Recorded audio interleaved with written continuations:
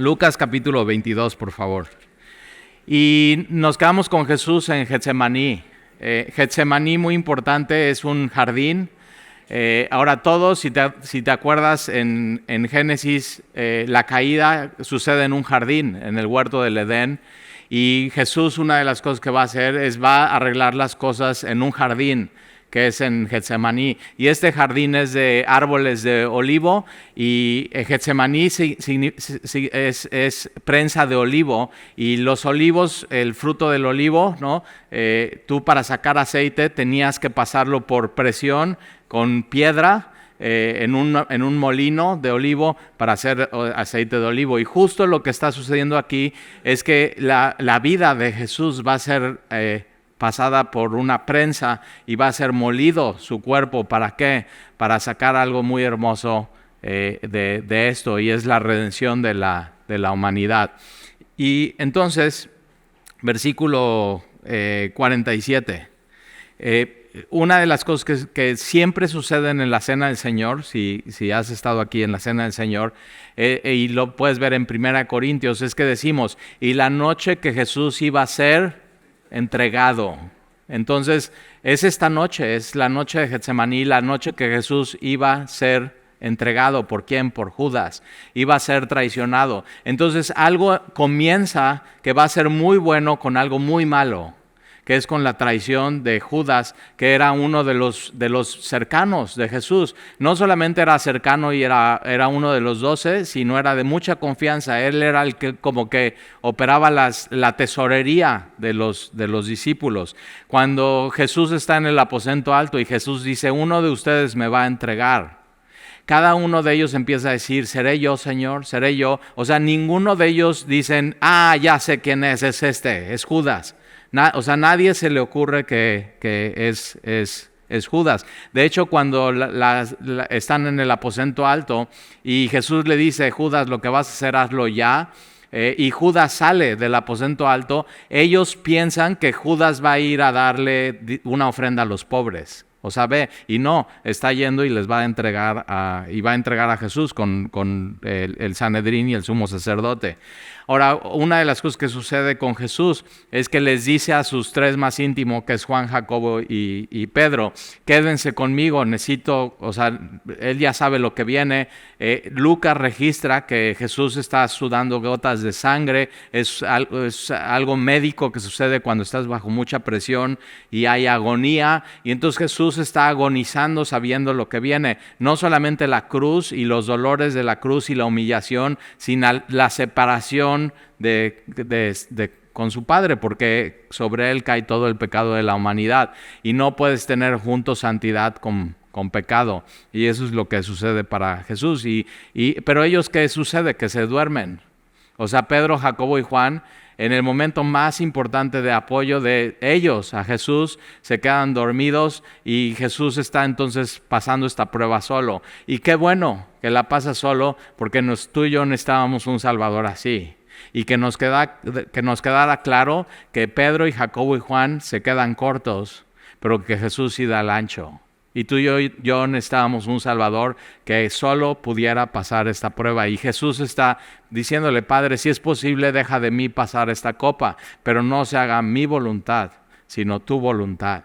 ¿Y qué sucede? No hay respuesta del cielo. ¿Qué es lo que Dios está diciendo con eso? Tienes que ir a la cruz, Jesús. Esa es mi voluntad. Y Jesús lo hace 3 veces. Padre, si es posible, que yo no viva esta agonía, que yo no viva esta separación contigo, pero no se haga mi voluntad, sino la tuya. Y otra vez silencio en el cielo, y con eso Dios está diciendo, no hay otra manera para salvar a la humanidad que la cruz. No hay un plan B. Ese fue el plan desde el principio. El Cordero de Dios fue crucificado desde antes de la fundación del mundo.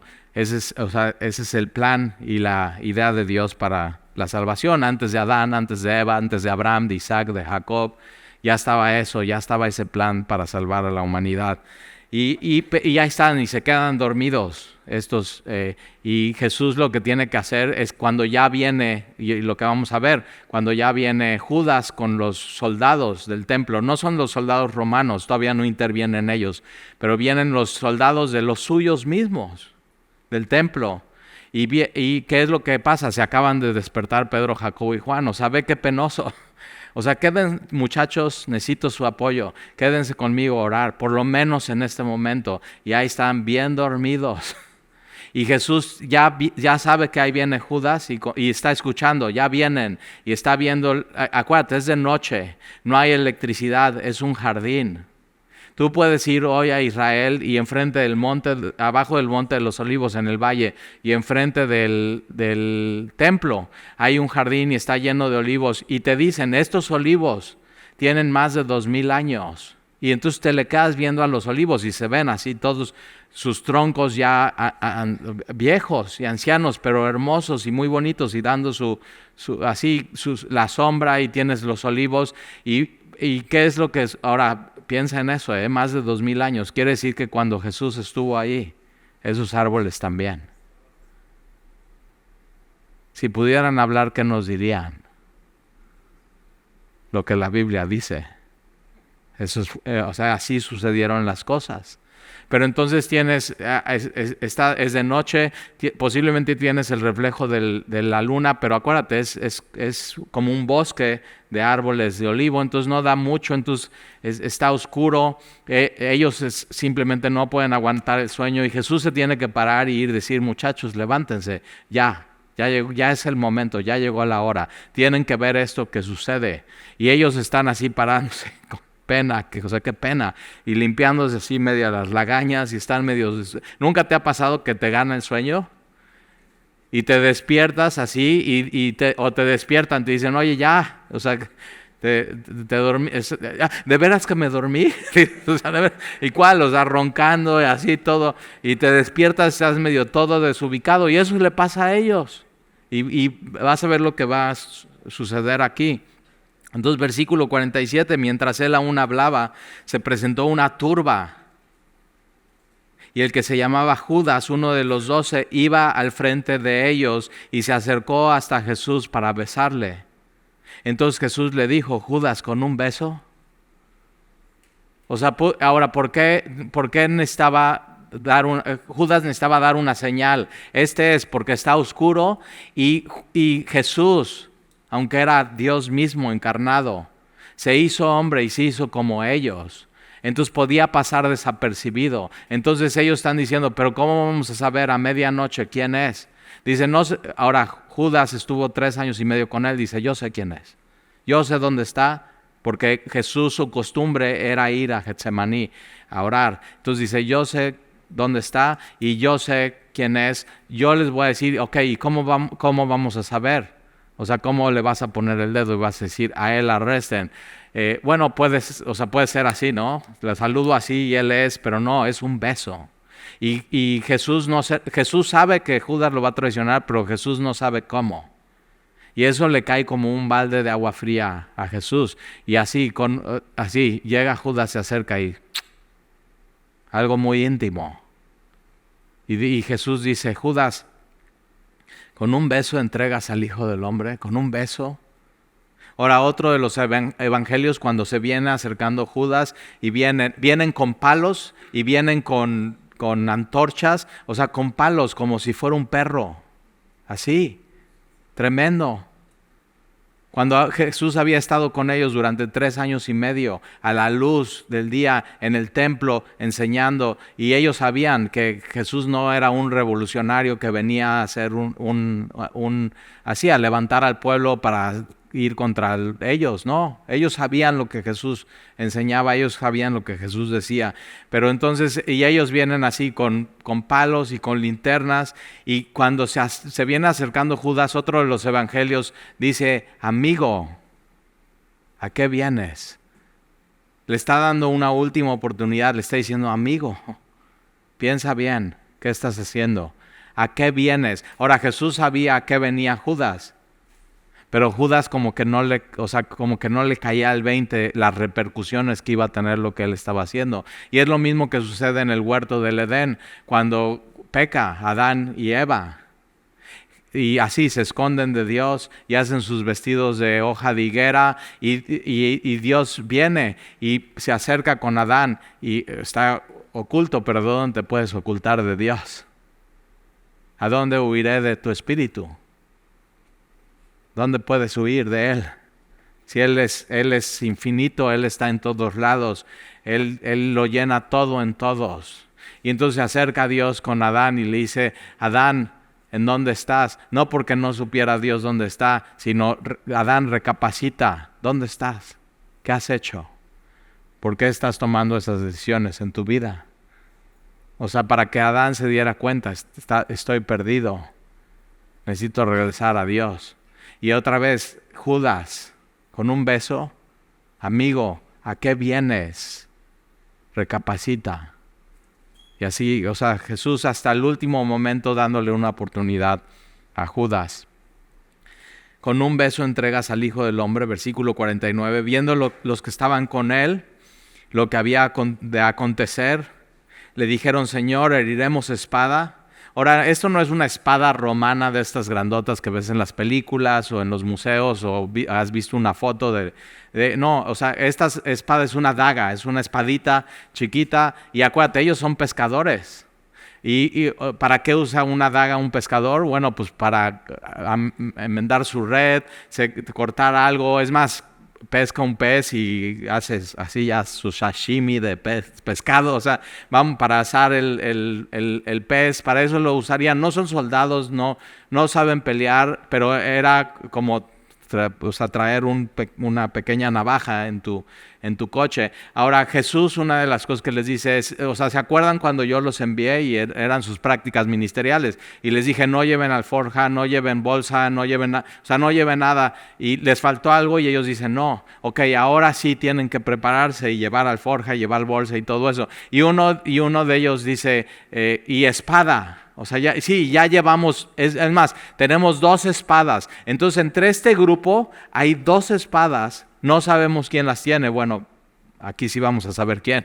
Es una de las espadas, pero la otra no sabemos quién la trae. O sea, era muy común que tuvieran estas dagas. Y entonces, al ver ellos todo lo que está sucediendo, vienen con palos y vienen de manera muy agresiva y es una turba, y Judas le da el beso. Ellos dicen, Señor, heriremos espada, o sea, luchamos y peleamos, sacamos las dagas. Versículo 51 de ellos. Ahora aquí en el Evangelio de Lucas y en los otros evangelios no nos dice quién es.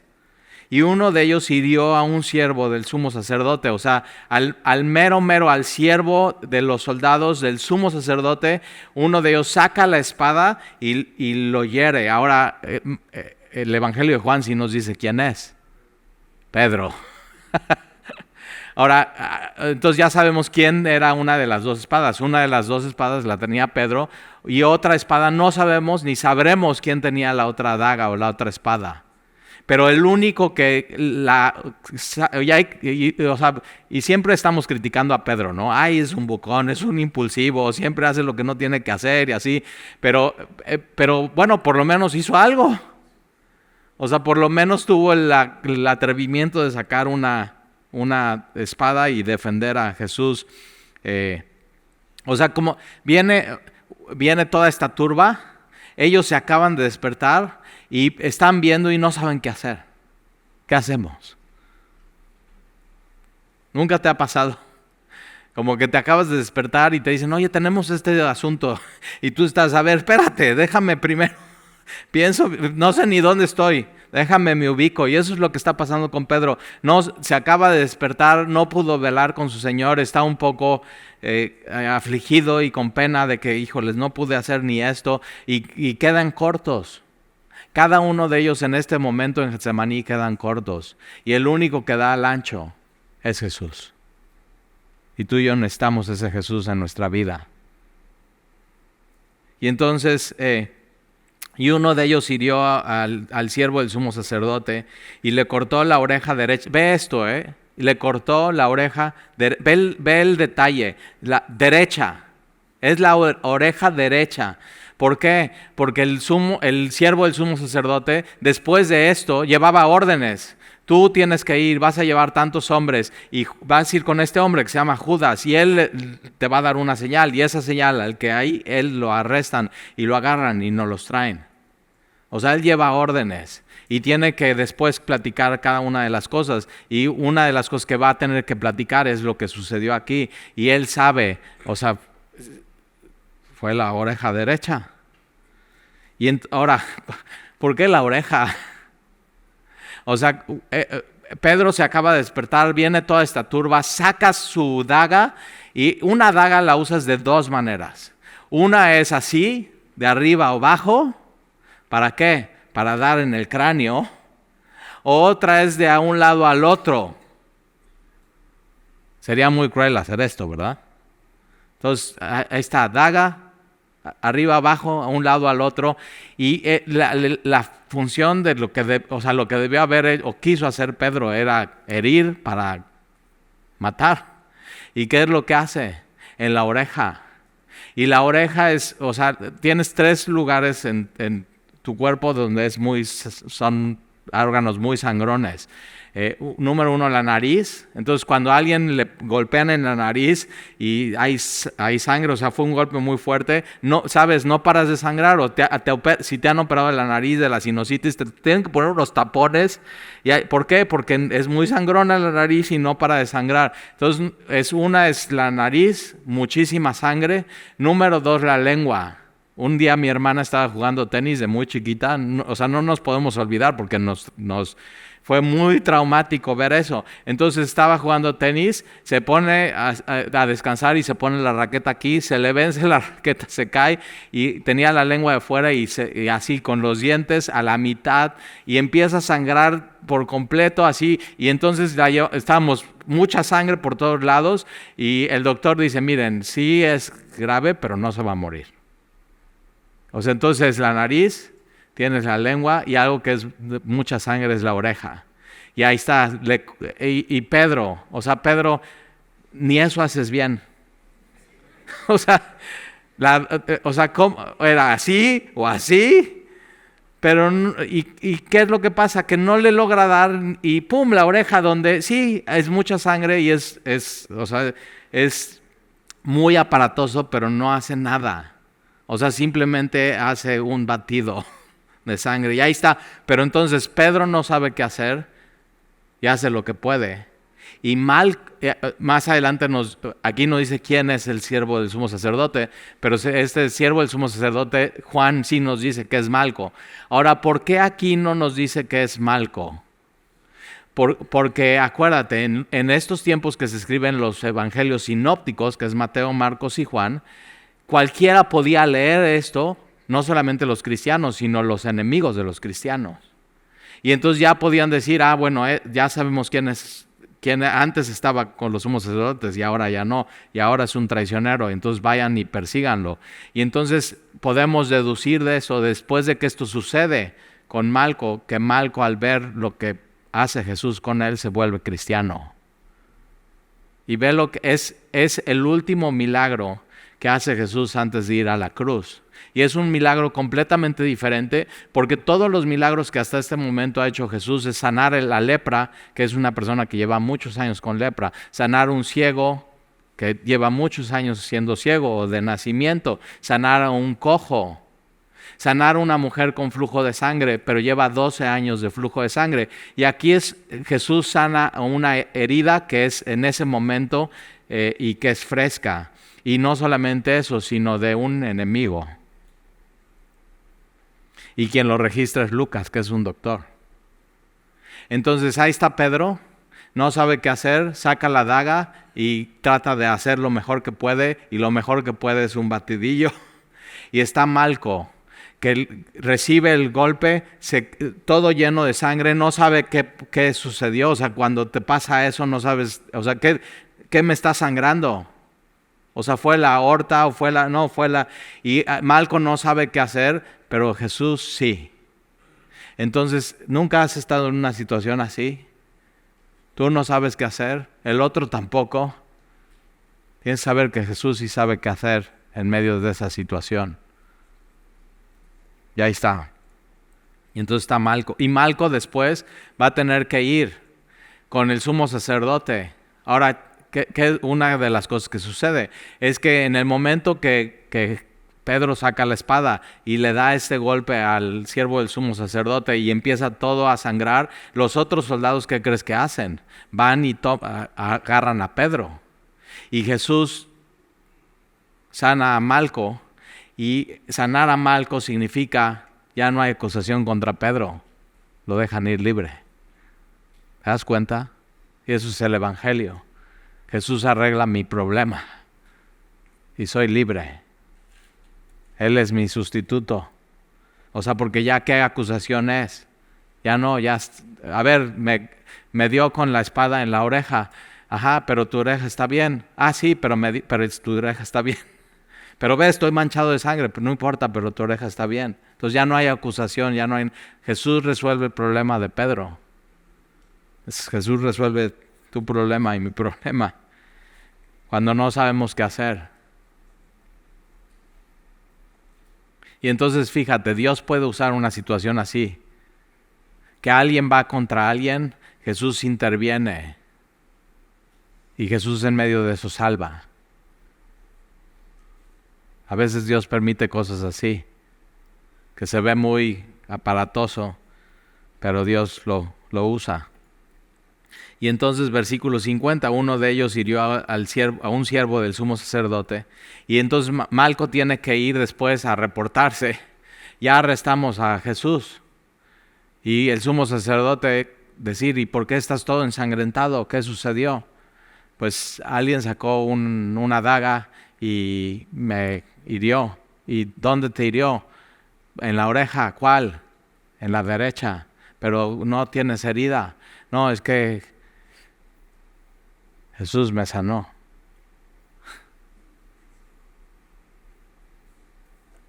Y hasta testimonio para el sumo sacerdote, ¿te das cuenta? Así opera Dios. Y nos enseña a Jesús. Jesús dice, amen a sus enemigos. Y hasta el último momento en Getsemaní, Jesús lo está enseñando de manera práctica. Y le sana. Y no solamente le sana, sino le salva y le cambia la vida a este soldado. Y entonces, versículo 51, entonces respondiendo Jesús dijo, basta ya, dejad. Y tocando su oreja le sanó. Y Jesús dijo a los principales sacerdotes, a los jefes de la guardia del templo y a los ancianos que habían venido contra él, como contra un ladrón habéis salido con espadas y palos. Y entonces toman a Jesús después de sanar. Ahora, una de las cosas que digo, a ver, ve, ¿qué no se dieron cuenta que lo sanó a Malco? Y eso como que pasa desapercibido en ellos. Ellos ya habían determinado, vamos a crucificar a este hombre. Ya, sin importar la evidencia, sin importar lo que tienen por delante. O sea, simplemente estaban ciegos. Como contra un ladrón habéis salido con espadas y con palos. Y le atan a Jesús, por supuesto le golpean, lo están humillando. Versículo 53, habiendo estado con vosotros cada día en el templo, no extendiste las manos contra mí, mas esta es vuestra hora. O sea, Jesús está diciendo, ya es su momento. Hagan lo que ustedes han determinado hacer. Y la potestad de las tinieblas. Y una de las cosas que sucede al día siguiente, el viernes, de 9 de la mañana que crucifican a Jesús a 3 de la tarde, 6 horas de Jesús en agonía en la cruz. La potestad de las tinieblas, la voluntad de las tinieblas y el poder de las tinieblas, todos van contra Jesús. Así es su momento. Y Dios permite eso. Y al final Dios lo voltea. Y voltea las cartas y saca el as. Entonces lo que ellos pensaban que era para su favor, las tinieblas. O sea, con la muerte de Jesús, Jesús mata la muerte y les voltea la mesa. Versículo 54. Y prendiéndole, le llevaron y le condujeron a casa del sumo sacerdote. Y ahora primero le llevan a casa de Anás, que se le decía, no era el sumo sacerdote en ese momento, era el ex sumo sacerdote, era suegro de Caifás, que en ese momento era el sumo sacerdote, pero ya era así, era un negocio, ya se pasaban entre familia y tomaban las decisiones entre ellos, realmente no estaban buscando a Dios, otra cosa hubiera sido. Y entonces lo llevan primero a casa de Anás, después a casa de Caifás. Parece que viven como que en el mismo lugar y tienen un patio en común donde todas estas cosas suceden. Y Pedro le seguía de lejos. Todos los evangelios registran eso. Pedro le seguía de lejos. Y este es el problema de Pedro. ¿Cómo estás siguiendo a Jesús tú hoy?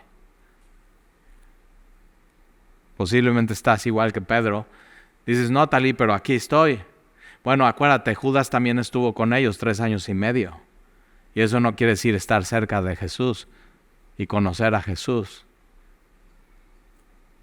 Y entonces Pedro le seguía de lejos, y aquí es donde inicia todo el asunto con Pedro. Ahora, Jesús ya le había dicho, Pedro, Satanás me ha pedido para zarandearte como el trigo. Voy a orar por ti, que tu fe no falle. Y Pedro Jesús, aunque todos se vayan y todos te nieguen, yo no solamente eso, sino voy a morir por ti. Y yo digo, Pedro, eres un bocón. Y Pedro tenía que pasar por esto. A veces tú y yo tenemos que pasar por diferentes cosas. Pedro tenía que pasar por esto para que Dios cambiara a Pedro. Pedro estaba tan lleno de Pedro que no podía ser lleno de Jesús. Y aquí lo que vamos a ver el día de hoy es que Pedro toca fondo y es vaciado de Pedro. Y Dios lo saca desde ese fondo y desde ese hoyo y lo levanta. Y entonces puede más adelante en Hechos capítulo 2 dar un sermón y ser usado por Dios. Entonces, ahí está, pero todo inició porque le estaba siguiendo de lejos. Si tú hoy le estás siguiendo de lejos a Jesús, hoy tienes que regresar y estar cerca de Él. No hay otra. Ese es el lugar donde le toca al cristiano estar. Y por más lejos que te hayas ido, puede ser kilómetros y kilómetros y kilómetros de distancia, lo único que toca hacer es vuelta en U, arrepentimiento, decir me alejé de Dios, perdóname, y en ese momento regreso a ti. Y en ese momento das la vuelta y no tienes que regresar kilómetros de distancia para llegar a Él, sino en el momento que das la vuelta estás ahí con Él, ya otra vez cerca. Entonces acércate a Él. Eso es lo que toca hacer con Jesús.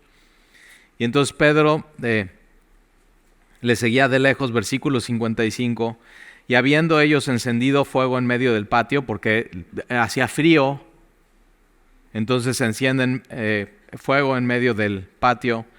No solamente estaba frío el ambiente, sino estaba frío el corazón de Pedro. O sea, es como un corazón frío por Dios, es un corazón endurecido, y eso es lo que está sucediendo con Pedro. Ahora, ¿qué causó esto en Pedro? Lo que va a suceder aquí. El miedo. Miedo de decirle a los demás que es seguidor de Jesús.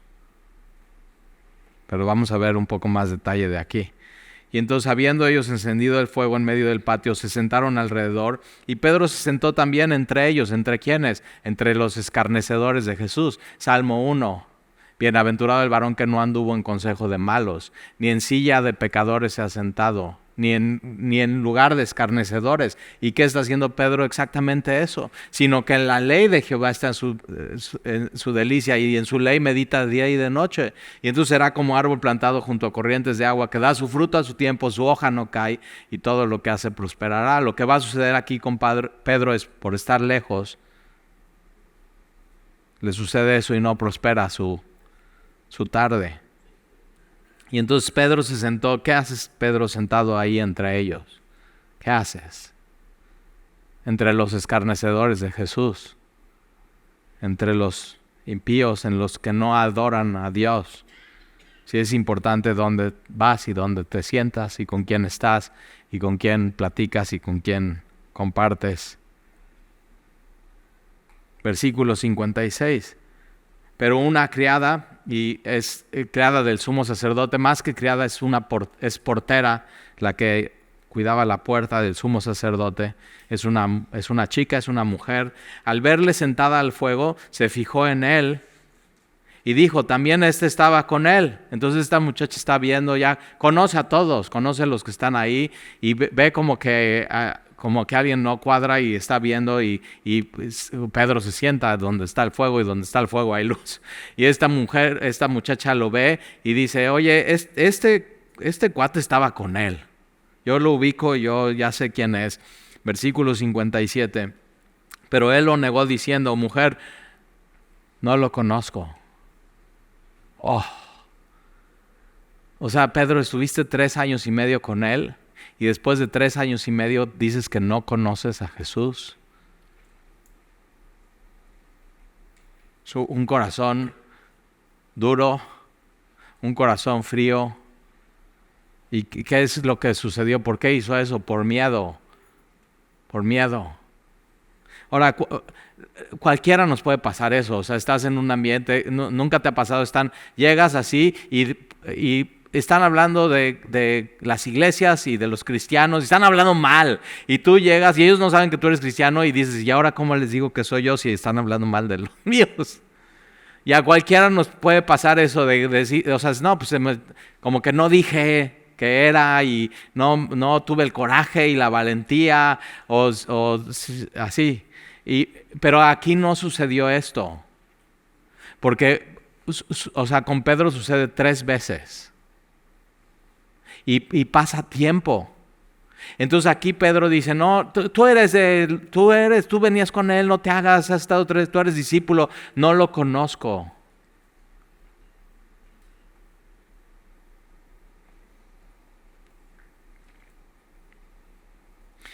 O sea, y Pedro tuvo tiempo de pensar, o sea, oye, ¿cómo pude haber dicho eso? Y recapacitar. Pero ¿qué es lo que sucede? Que pasa tiempo, su corazón está frío, está lejos de Jesús y no se arrepiente. Y le vuelven a preguntar y vuelve a negar.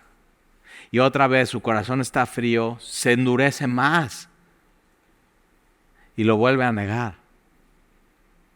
Y entonces eso te hace endurecer más tu corazón. Por eso es la importancia de que cuando pecamos y hacemos mal y vamos contra Dios, la importancia de rápido arrepentirnos para que no se endurezca tu corazón.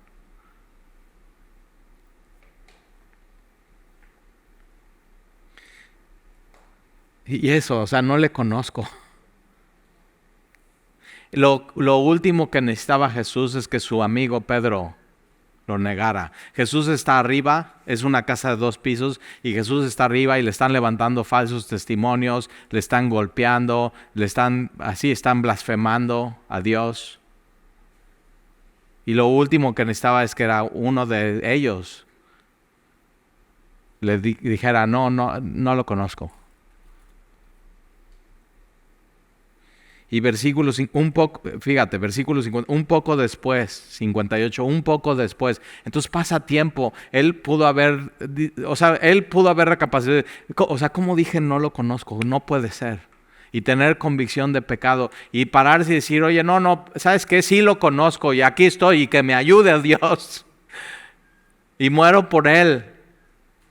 Pero no, o sea, simplemente no sucedió en su corazón.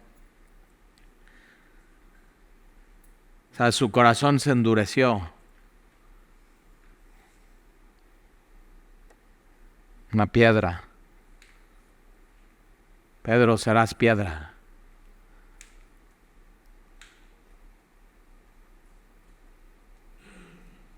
Y ve, o sea, no es que un soldado está con una espada en su... Y lo conoces o no, es la portera.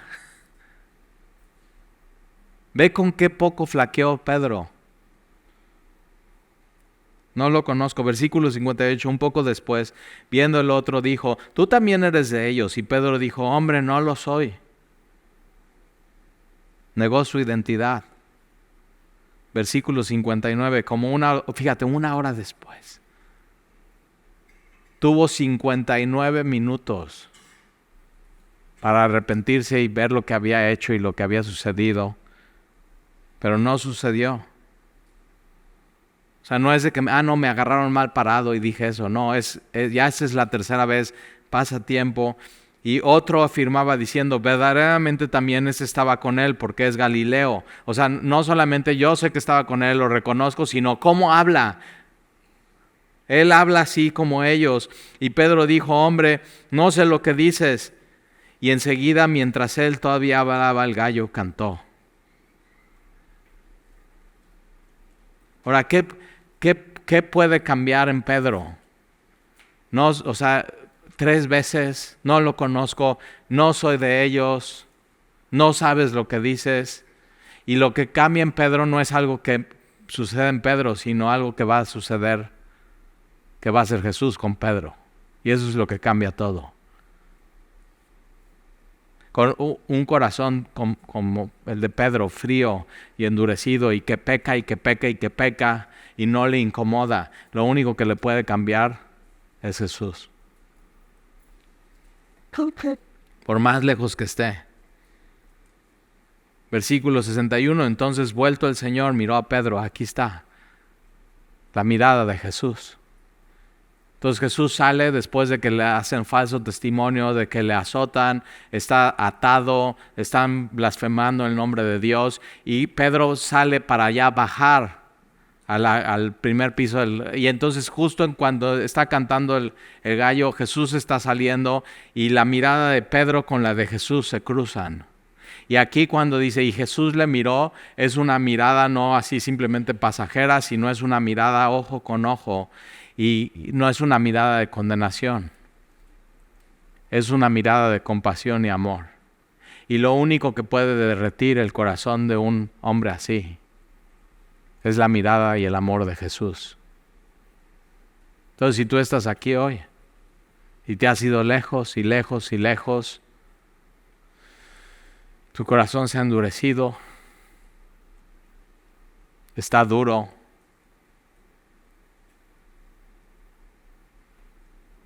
necesitas la mirada de Jesús y que derrita tu corazón.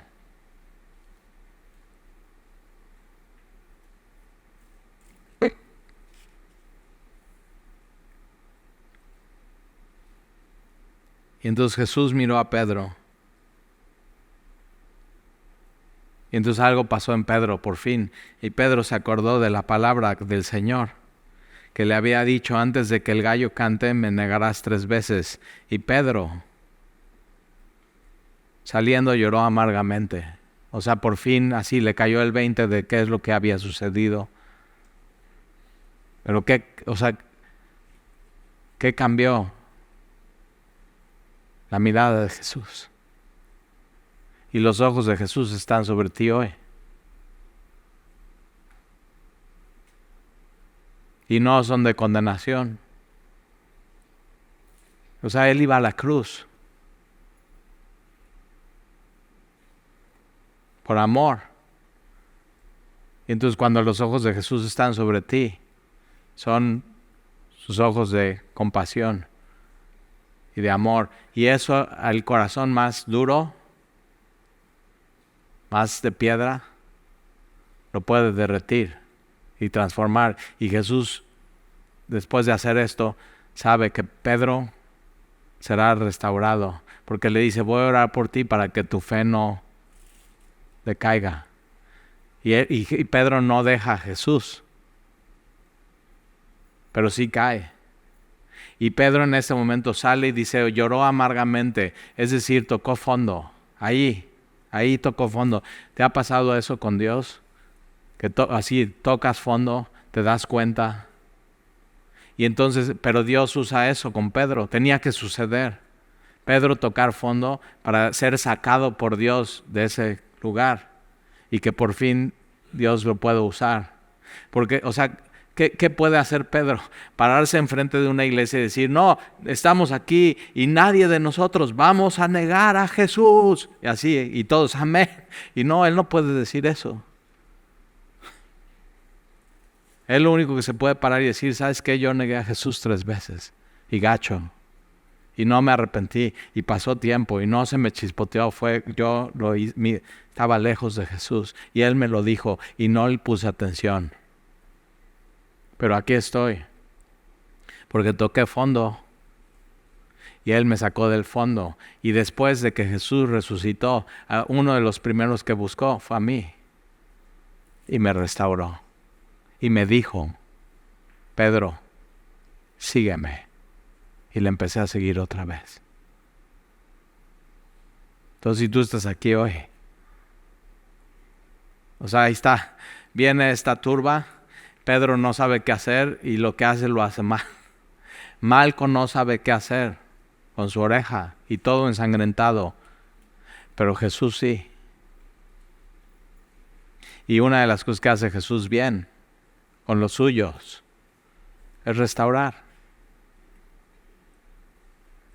Y le dice: Pedro, donde inició su relación hace 3 años y medio, Pedro, ¿cuánto tiempo tienes tú caminando con el Señor? Entonces, donde inició tu relación, acuérdate que Él te dijo: sígueme. Hoy otra vez Él te vuelve a decir: sígueme. Pero Señor, te negué 3 veces, sígueme. Pero Señor, quise ayudarte y lo único que hice fue más relajo. Sígueme. Y ya, eso es. Así, borrón y cuenta nueva, sígueme. Tú sigue a Jesús y pégatele, no de lejos, es muy peligroso. No calientes tu corazón donde el mundo calienta su corazón, sino tu corazón muy cerca de Dios.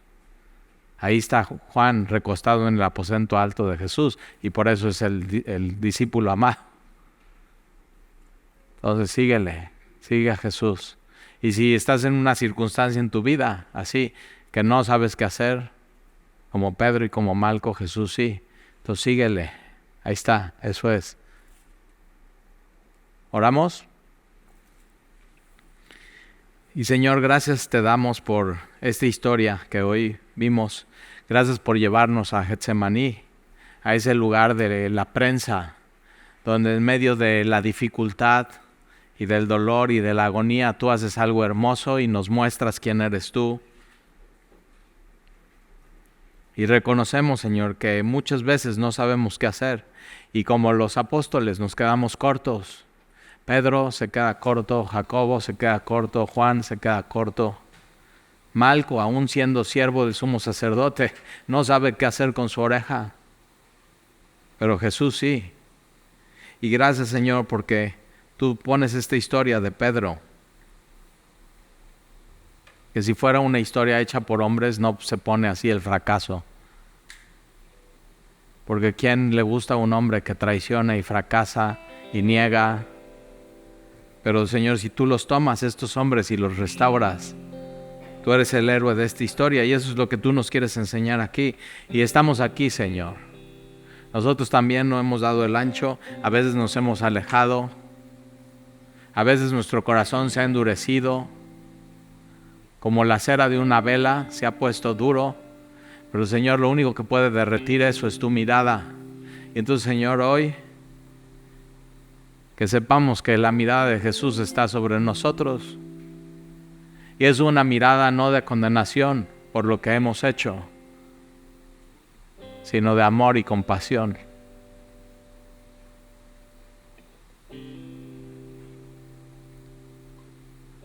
¿Quién como tú, Señor?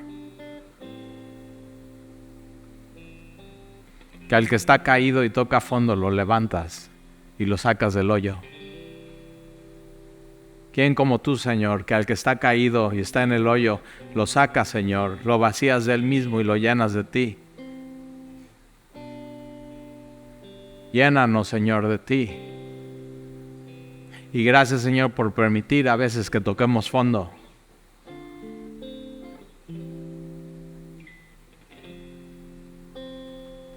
Tú eres bueno, Señor, y no nos dejas ahí. Y te amamos, Señor, y te bendecimos. Y gracias por decirnos hoy, una vez más, sígueme. Te seguimos, Señor, tomamos tu llamado y aquí estamos. Somos tus hijos, somos tuyos. Tú nos has redimido y te lo pedimos, Señor, en el nombre de Jesús. Amén.